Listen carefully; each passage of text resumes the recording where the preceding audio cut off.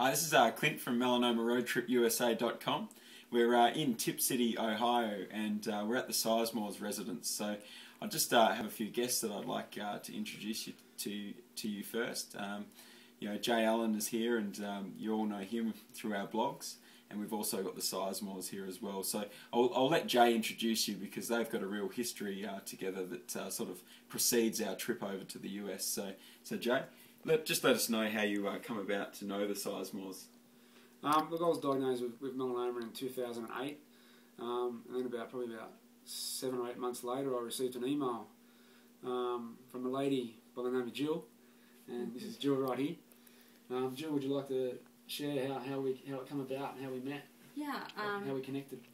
Yeah, Eric was in the hospital, and he was going through one of the several surgeries he had for the melanoma, and we just really didn't know a lot about melanoma, so I did a search online, and I came across your video of the surgeries that you had and how you took us through basically your journey from diagnosis through surgeries through results.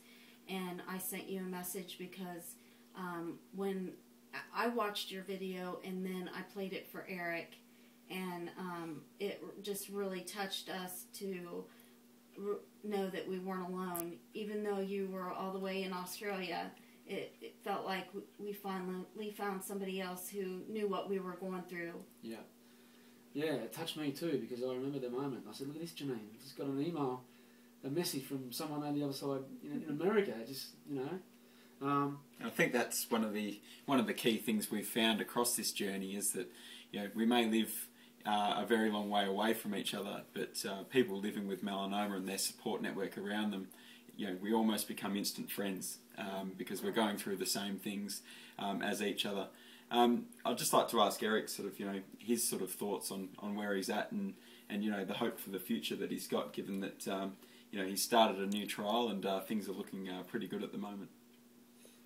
Yeah, that's right, Clint. After 2 years and about 8 different clinical trials, I finally found a BRAF with a MEK inhibitor that appears to be working.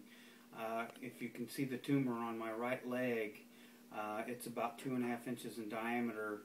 About 3 weeks ago when I started the BRAF, it was approximately 5.5 inches in diameter, so there has been some noticeable shrinkage in my largest tumor. Some of the smaller ones have receded, and they're almost level with my skin when before they protruded more than 1/2 inch. I'm excited about the procedure, and I'm going to continue it. So that's great. We've got a lot of people in Australia who've been on the BRAF vaccine and seen some results very similar to Eric's, but to actually sit here and thank you very much to Eric for being able to show us, show basically everyone out there, what this BRAF can actually do, and we wish Eric all the best. And you're in a good place. You've got a good support network, so I think you're going to do well, mate. So, thank you. Yeah, and this is what it's about. It's about supporting each other, not just in Australia but around the world. Connecting with each other. It's great. It's Melanoma WA, Melanoma Institute of Australia. Yeah, Melanoma Institute of Australia. We're all going to work together and just make this so much easier for melanoma patients around the world. Let's all support each other, and and hopefully there's a cure not too far away. So I guess finally for this part of the blog, probably just ask the Sizemores to really if they've got any words for Jay, given that he is the instigator of the Melanoma Road Trip USA. And the fact that we've landed in Ohio, I think it's great that these international relations have landed us in the lounge room of the Sizemores. And thank you very much for having us. So if you'd like to talk with Jay about what this means to you, I think. Well,